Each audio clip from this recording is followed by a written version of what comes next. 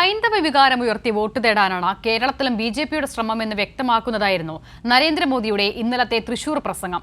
ശബരിമല തീർത്ഥാടനത്തിലും തൃശൂർ പൂരത്തിലും വസ്തുതാവിരുദ്ധമായ ആരോപണങ്ങൾ ഉന്നയിച്ചത് ഇതിന്റെ സൂചനയാണ്. മോദിയുടെ സന്ദർശനത്തിന്റെ പേരിൽ തേക്കിൻകാട് മൈതാനത്തും ക്ഷേത്ര പരിസരത്തും നടന്ന ആചാര ലംഘനങ്ങളെക്കുറിച്ചുള്ള സംഘപരിവാർ സംഘടനകളുടെ മൗനവും ചർച്ചയായിട്ടുണ്ട്. വരുന്ന ലോക്സഭാ തെരഞ്ഞെടുപ്പിൽ സുരേഷ് ഗോപിക്ക് വേണ്ടി സ്ത്രീ വോട്ടുകൾ ഉറപ്പിക്കാനുള്ള പരിപാടിയായിരുന്നു തൃശൂരിലെ മഹിളാ സമ്മേളനം.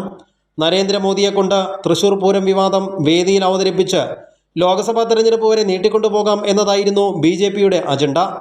മുഖ്യമന്ത്രിയുടെ ഇടപെടലോടെ ഈ നീക്കം പൊളിഞ്ഞെങ്കിലും തൃശൂർ പൂരം വിഷയം വിട്ടുകളയാൻ ബിജെപി തയ്യാറായിട്ടില്ല എന്നതാണ് പ്രധാനമന്ത്രിയുടെ പ്രസംഗം നൽകുന്ന സൂചന. തൃശൂർ പൂരം, ശബരിമല വിഷയങ്ങൾ പ്രസംഗത്തിൽ ചൂണ്ടിക്കാട്ടി വോട്ട് പിടിക്കാനുള്ള ശ്രമങ്ങൾക്ക് നരേന്ദ്രമോദി തന്നെ തുടക്കമിട്ടു.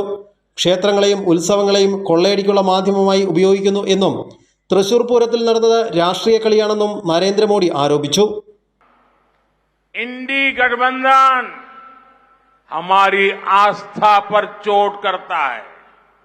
इन्होंने मंदिरों को, हमारे त्योहारों को भी लूट का माध्यम बना दिया है.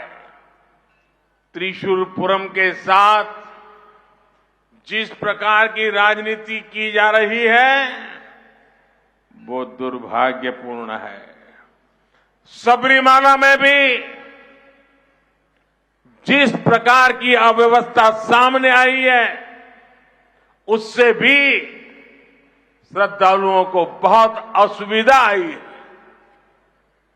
ये यहां की राज्य सरकार की अक्षमता का प्रमाण है.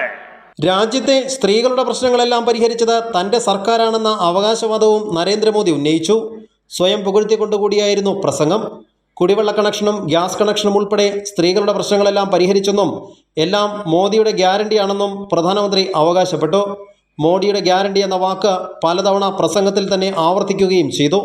ഇന്ത്യ മുന്നണിയെ കേരളത്തിൽ ബിജെപി തോൽപ്പിക്കും എന്നും മോദി പറഞ്ഞു.